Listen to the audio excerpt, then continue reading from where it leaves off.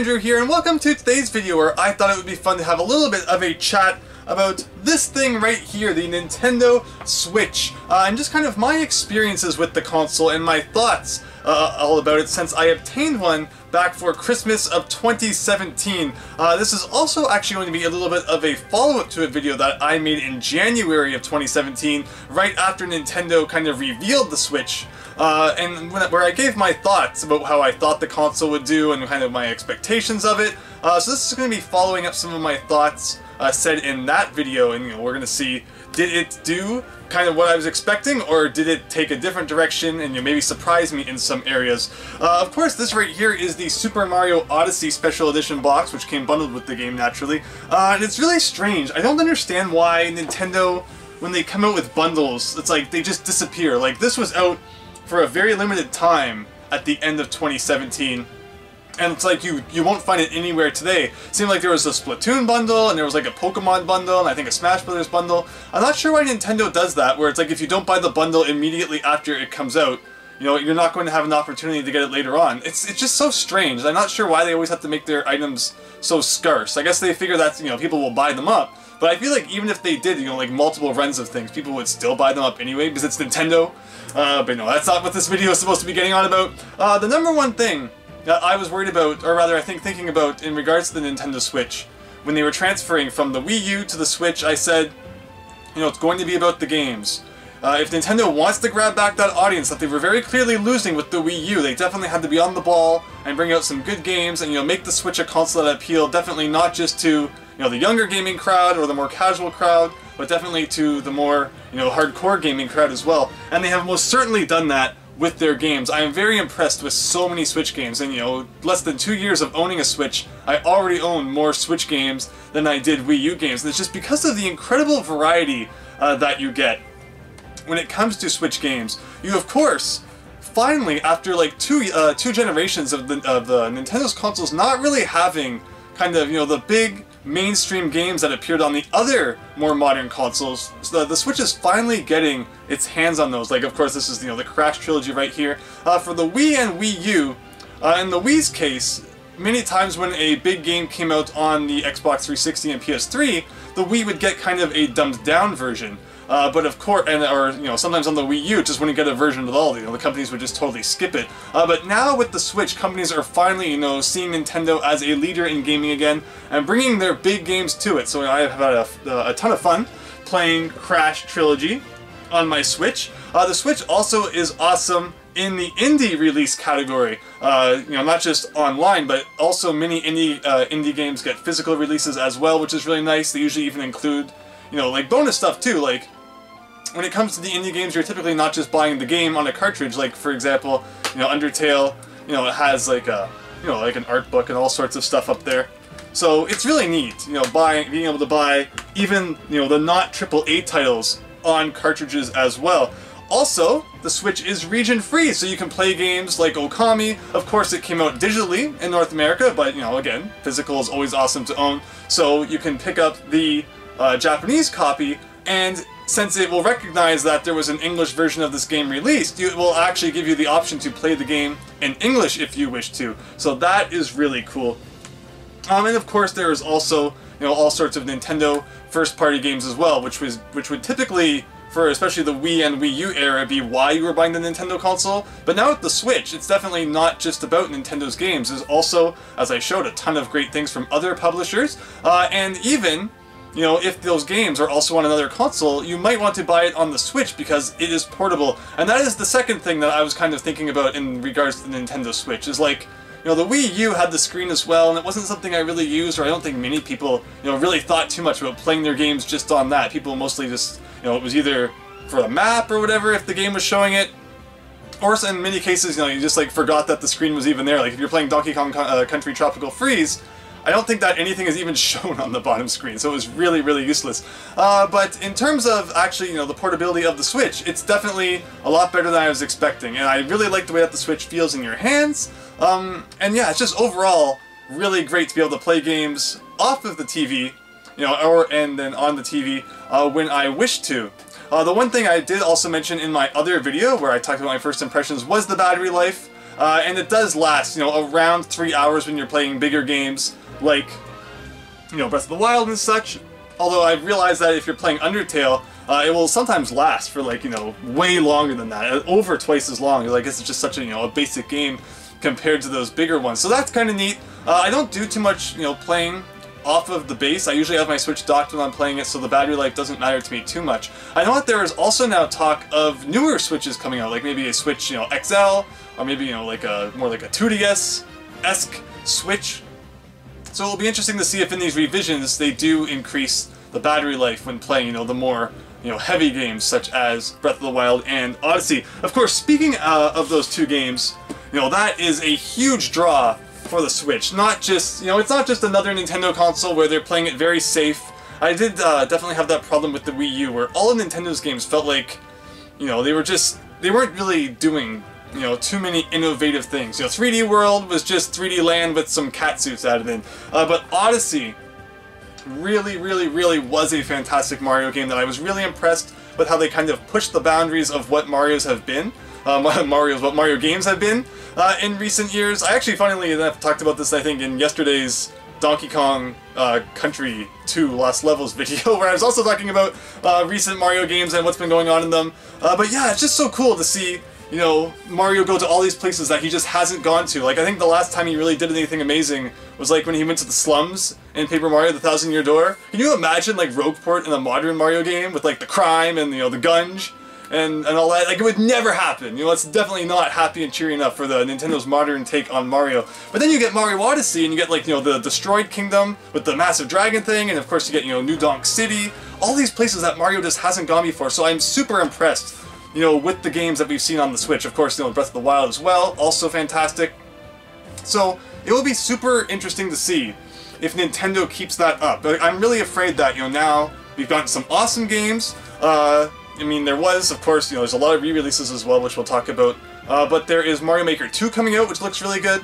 But what is next for Mario? Like, if the next Mario game is like Mario 3D World Switch Edition or something like that, or, you know, Mario 3D World 2, and they just, like, you know, added the new suit but keep pretty much everything the same as it was in the last two 3D, you know, Land World games, I'm not going to be impressed with that. That's not, like, where I want Nintendo to run back to. I do not want them to keep, you know, keep going back to that kind of comfort zone that they were so stuck in from, like, 2006-ish. I mean, Galaxy wasn't really in the comfort zone, but still, I mean, I don't know. I have a love-hate relationship with the Galaxy games, where I just got so burned out after playing through Galaxy 1 twice, both with Mario and Luigi, that by the time Galaxy 2 came out, I still didn't really want to play more Galaxy. And even to today, you know, I feel like there's a lot of other Mario games I prefer over Galaxy, but I think that Odyssey was a very good step in the right direction for where I want to see Mario games go into the future, and I really hope that they do not run back into the rut that they have had with many Mario games as of late. Like, no more new Super Mario Brothers games. You re-released the ones that were on the Wii U.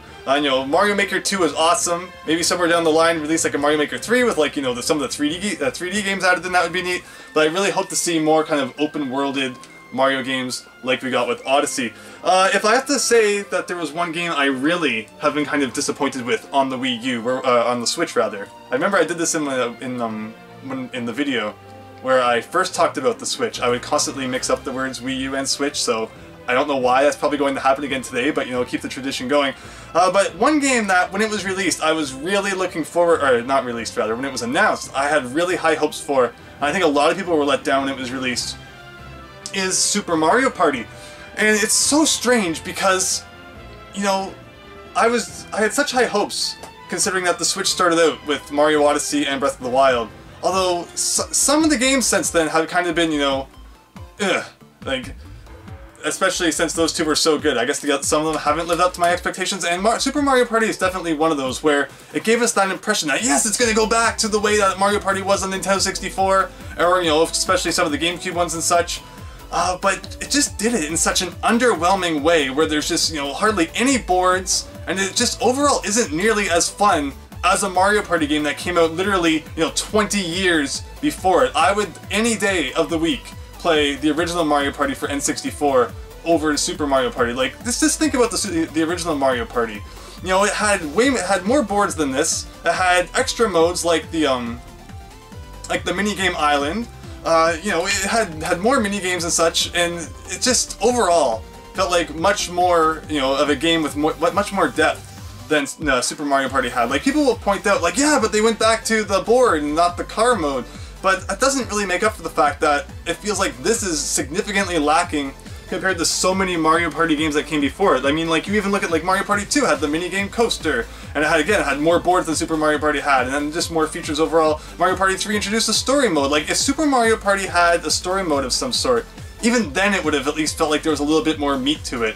But just for what it is, you know, you pop it in, you play a few rounds in each of the boards, and then again you're done with it. And it's like, I don't know how you make a worse Mario Party game now than, you know, the very first one in the series. Like, I don't know. I just don't excuse games that come out today and they're not as good as the previous ones. It's very clear that they were lazy with it. And a lot of people bought it though, and so, you know, if there's a Super Mario Party 2, we'll definitely see if they kind of improve on what they built in the first one, but overall I was not impressed with that. One very important thing, again, you know, you can talk about the reduced amount of content, you can talk about the reduced amount of features and such, but one thing which really bothers me about Super Mario Party is the fact that you cannot play it with this thing right here. I have to admit that, again, before the Switch came out, I was skeptical about just how comfortable this thing would be to hold. Although I do have to admit that I have played, like, you know, Super Mario Odyssey, I played pretty much entirely with the two Joy-Cons in the holder here, and I really enjoyed that. But for some reason, Super Mario Party came along, and they decided that, no, you can't play it with the two Joy-Cons in the holder. You have to take one of these things and hold it on its side like this. And I guess maybe I have bigger hands than some people, but overall, I think that holding a Joy-Con on its side is one of the absolute most uncomfortable ways I have ever played a video game. It's like right up there with like the CDI, like spoon controller. Like, I don't know, you know, just how anyone can play an entire game like this. Especially since, for some reason, the right Joy-Con, the stick is just too far in the center when you compare it to the other one. Like, where the blue one, I can somehow, you know, I can understand a little bit. At least the Joy-Con, at least the joystick is a little bit to the left of it. But for the joystick on the right Joy-Con to be dead center, like, playing an entire game of Mario Party like this is just so unenjoyable.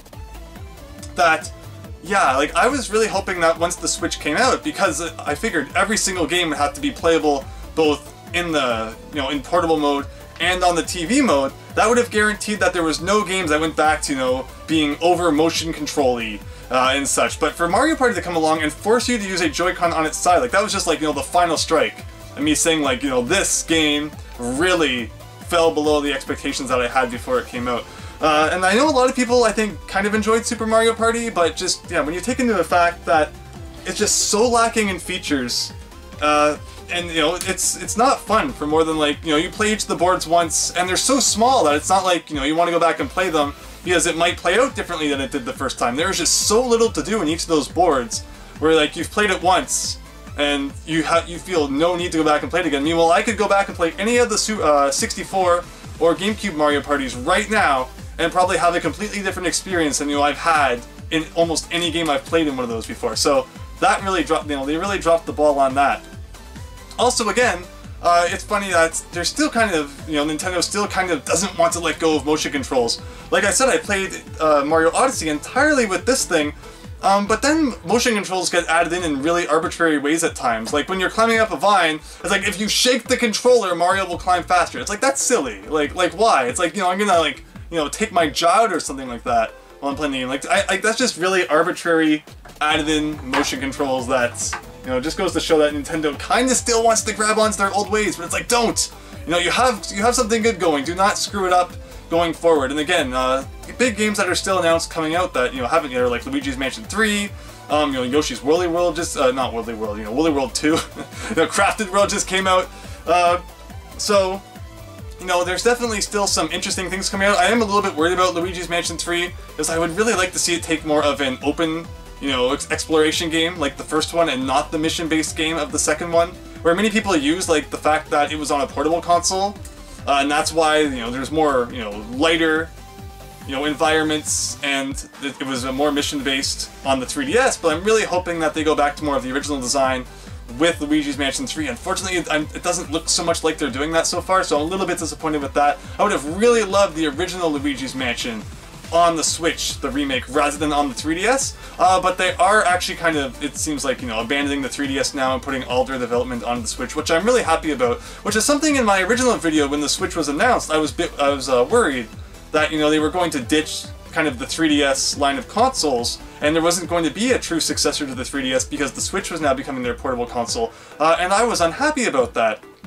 Although now, you know, after owning a Switch, playing it, seeing that it does actually feel really good to, you know, hold in your hands even when it's not docked, I do not feel as bad about the 3DS kind of, you know, being past its time and it needs to be put, you know, off to the side so that Nintendo can focus on the Switch. I'm definitely happy that they're kind of doing that now. So it's not gonna, you know, there's not gonna be any more games going to the 3DS that I'm gonna say I really wish that had been on the Switch instead.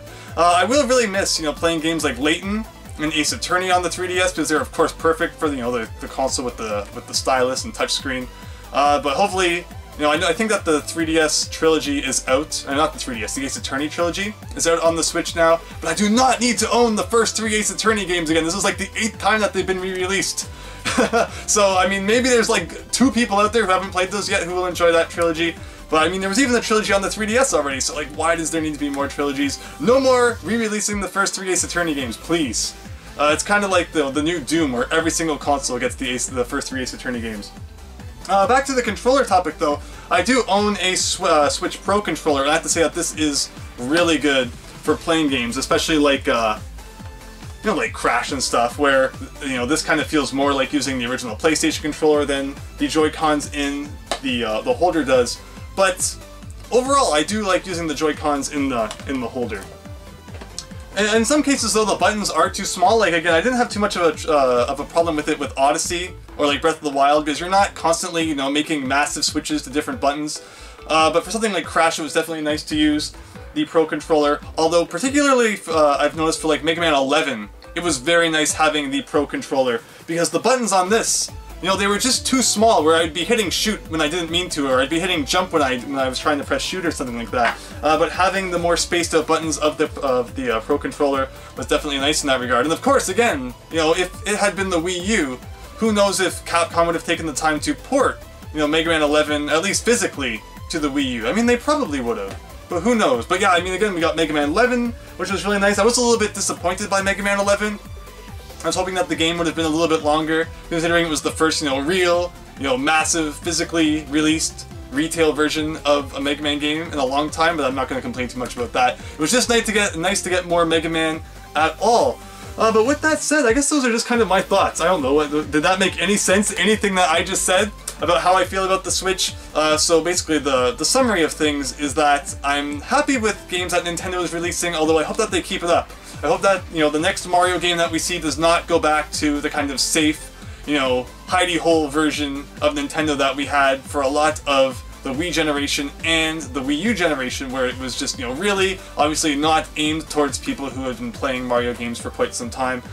So yeah, hope they keep up with that. It will be very interesting to see what new versions of the Switch console Nintendo may announce in the near future. And, overall, just no more games like Super Mario Party. Please create, you know, full-fledged games that are actually better than the ones that came out 20 years ago. I would greatly appreciate that. So what is everyone else's opinions on the Switch? Actually, that is one thing I didn't touch on, was the remakes. There are just so many remakes. I think that they've pretty much remade every single thing that they could you know, they could possibly remake. You know, even like Donkey Kong Country Tropical Freeze, which is one of my favorite games. It actually was my favorite Wii U game, is now on the Switch. I have not bought a single Switch remake game though. I mean, obviously not including like, you know, the Crash games, but I mean that didn't, you know, just come out, you know, a generation ago.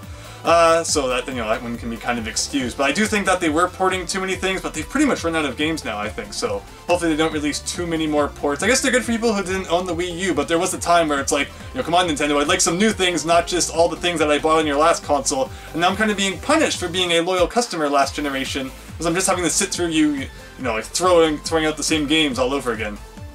But I digress. Hopefully the Switch has a bright future. Please let me know in the comments down below what you think about the Nintendo Switch, and I hope that you enjoyed this video. Just me kind of rambling a little bit about what I think about the Switch. I don't know, I thought it'd be fun to talk about and just give people an update on what I think about it, because I think there's some people out there who wanted to hear my thoughts on the Switch, and it seems like everyone else has talked a little bit about it this month, so figured I might as well have my time to shine as well. March is almost over already, man. Where did the month go? But with that said, thank you very much for watching this. Hope that you enjoyed, and hope to see you next time when I talk about probably, something different. Probably not about the Switch, but hopefully you'll look forward to that. So thanks, and see you later.